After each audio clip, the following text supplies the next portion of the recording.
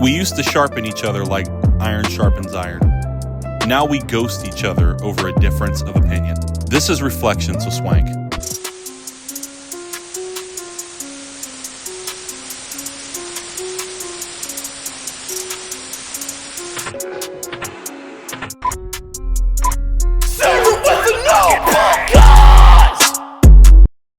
There was a time when debate was a tool of progress.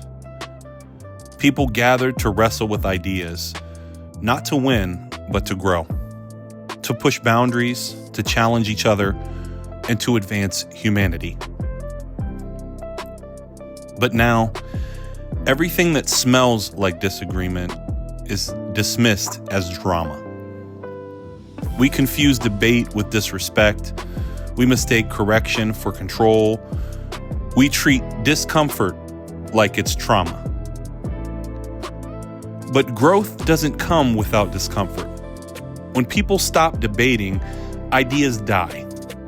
And when ideas die, systems win.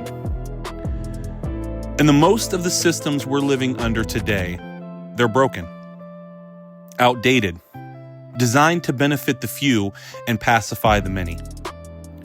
Yet instead of confronting that head on, we scroll, we post, we cancel, we riot, but we don't sit down and talk. We don't train the next generation to think critically, to argue logically, to listen with intent and respond with clarity. We've become reactive, not reflective, and that's a problem. We want change, but we refuse to build the tools to create it. We want revolution, but we're too addicted to validation and too afraid of being wrong. But revolution must evolve, because this system is built to survive your outrage. It knows how to weaponize your anger. It knows how to market your hashtags. It knows how to wait out your protests or your hissy fits. What it can't survive is unified, logical, critical thinking. It can't survive a generation that can debate and dismantle, not just destroy and disappear. So maybe the real fight starts here, in your mind, in your conversations, in your refusal to let disagreement become division. I mean, look at the world around us today. We can't even sit in the same room with someone who reflects the opposite side of the spectrum ideologically. No, you're right. No, you're left. No, you're liberal. No, you're conservative. Realistically, we have so much more in common than we could ever hope to have that tears us apart. And do you not realize that the people who control the broken system know and understand that? Realistically, think about it. As the system crumbles and the people who are in control of that system continue to maintain or try to grasp on to the last-ditch effort of maintaining that system, what do you think they're going to do? Sun Tzu wrote a book called The Art of War. And in The Art of War, one of the first rules he wrote in that book was to divide and conquer. You have men versus women. Men in the manosphere that hate women. Women who hate men because you're not taking me to the right restaurant, or you got me out here going to Cheesecake Factory. They want this. They don't want the unification of sexes. They don't want the unification of rich or poor. They don't want the unification of black and white or brown and yellow. They don't want the unifications that will bring about the demise of the system that they control.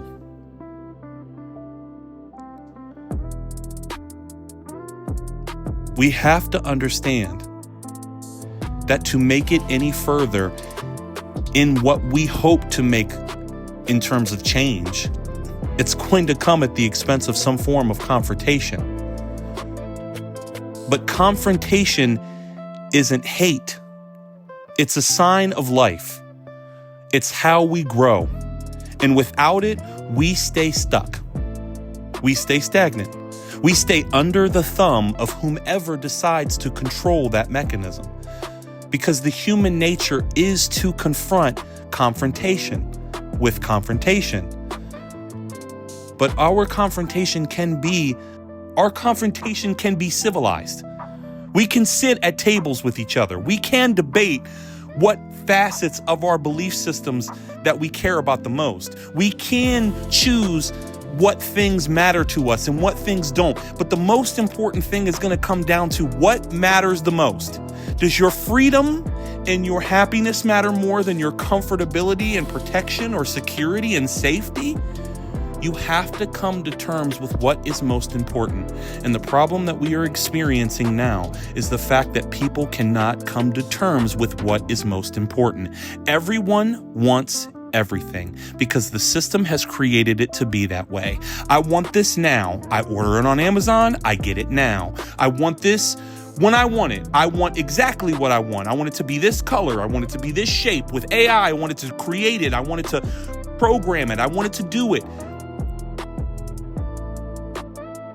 It's all part of the system. It's all part of keeping us out of the same room as each other and out of each other's thought processes and out of each other's comfort zone. We have to learn to be able to have debate. We need to learn to be able to coexist with people who ideologically represent everything opposite that we do. Because revolutions and change does not happen without first unification. This has been Reflections with Swank. Think deeper, speak louder, love sharper. And until next time, are you ready to speak up, or are you just here to lash out?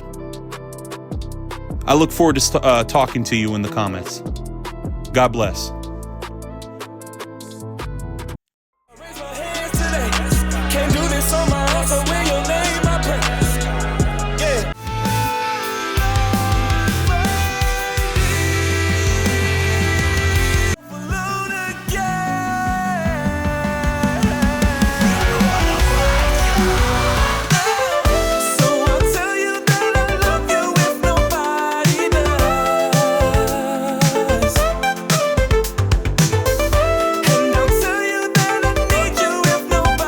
Give a damn about what sleepy people say. And now I'm rocking you, Lord, they say only place for me.